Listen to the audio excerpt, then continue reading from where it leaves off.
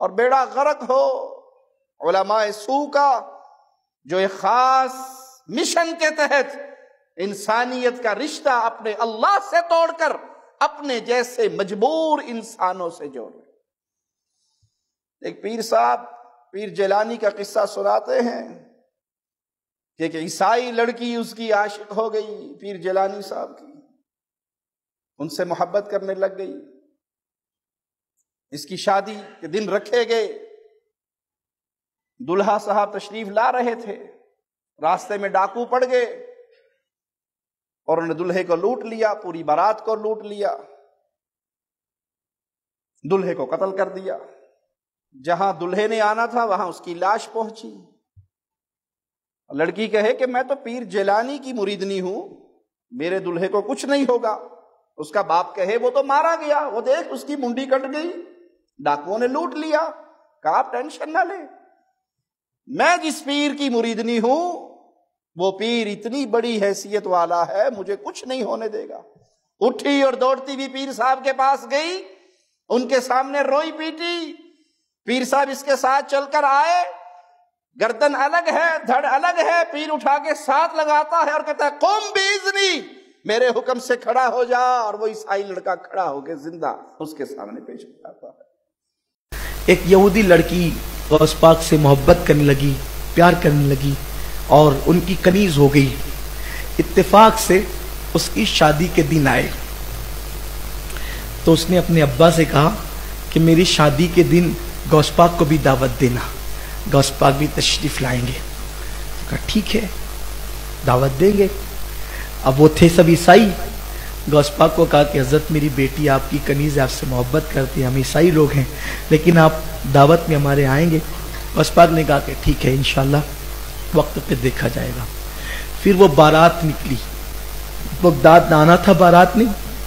اب جب بارات نکلی تو راستے میں ڈاکوؤں نے اس کو قتل کر دیا، دولہے کو ہی قتل کر دیا۔ تب بارات کی بجائے جنازہ آ گیا۔ جب جنازہ آیا تو اس کی تو خوشیاں لٹ گئی، مسائل ہو گئے۔ اللہ اکبر۔ اس کے باپ نے کہا بیٹی سے بیٹی تو سہاگن بننے سے پہلے بیوہ ہو گئی۔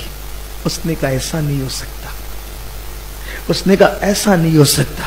کہا بیٹی اس کا جنازہ آ رہا ہے تیرے ہونے والے شوہر کا، اس کی گردن کاٹ لی گئی، اس کی روح نکاح، ایسا نہیں ہو سکتا، میں غوث پاک کی کنیز ہوں، میرے گھر سے خوشیاں کبھی روٹ نہیں سکتی، میرے گھر سے خوشیاں کبھی روٹ نہیں سکتی، میں غوث پاک کی کنیز ہوں، مصیبت میرے دروازے پہ آ نہیں سکتی، میں غوث پاک کی کنیز۔ کہا بیٹی وہ مر گیا ہے۔ اس کا باپ نہیں جانتا تھا غوث پاک کی شان کیا ہے۔ کہا کچھ بھی کرو وہ جنازہ ابھی اٹھانا نہیں جب تک کہ میں مدرسہ قادریہ اور خانقاہ قادریہ میں حاضری دے کر کے نہ آؤں۔ تو کہا بیٹی وہ مر گیا، اس کی آخری صورت دیکھ لے۔ کہا نہیں جب تک غوث پاک کی خانقاہ میں نہ جاؤں اس وقت تک کہ میرے ہونے والے شوہر کا جنازہ نہ اٹھایا جائے۔ اس کے بعد اس کو لے جایا گیا، خانقاہ میں گئی، مدرسہ قادریہ میں میرے مرشد غوث پاک درس دے رہے تھے، قدموں پہ گر گئی، کہنے لگی مرشد میں نے تو محبت آپ سے کی ہے، میں نے تو الفت آپ سے کی، یہ اور بات ہے میرا مذہب عیسائی ہے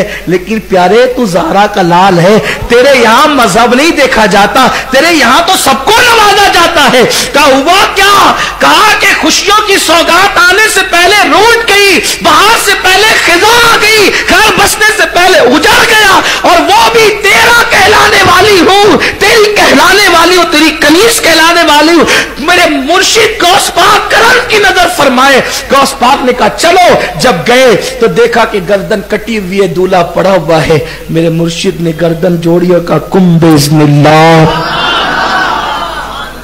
دیکھا تو وہ زندہ ہو گیا۔ کہا جا پھر اپنا گھر بسا لے۔ امت کی ذلت کا سب سے بڑا سبب یہی علماء سو ہیں جنہوں نے ان سے توحید کا مبارک عقیدہ چھین لیا اور مردہ پرستی کے راستے پہ ان کو ڈال دیا۔ اس جرم میں وہ کم نہیں ہے جنہوں نے ذاتی مفادات کو اپنے دین پر غالب کرتے ہوئے قوم کے ایک بہت بڑے طبقے کو یہ تسلی دی کہ نہیں یہ بھی ٹھیک ہے، ان کے پاس بھی دلائل ہیں، یہ بھی جو کہہ رہے ہیں وہ صحیح کہہ رہے ہیں، ان کے شرکیہ اور کفریہ پروگرام میں شریک ہونے والے یہ مجرم، یہ توحید کے داعی نہیں، یہ توحید کی دعوت کے ڈاکو ہے، جنہوں نے امت کی پشتوں میں خنجر گھونپے ہوئے،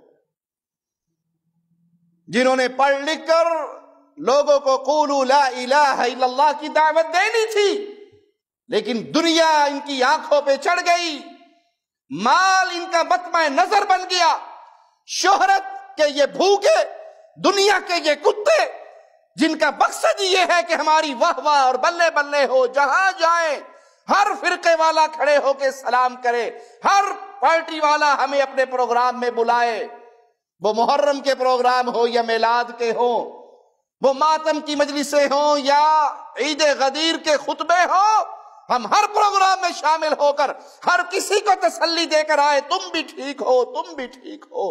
اس امت کی بربادی میں ایسے علماء سو کا بہت بڑا کردار ہے۔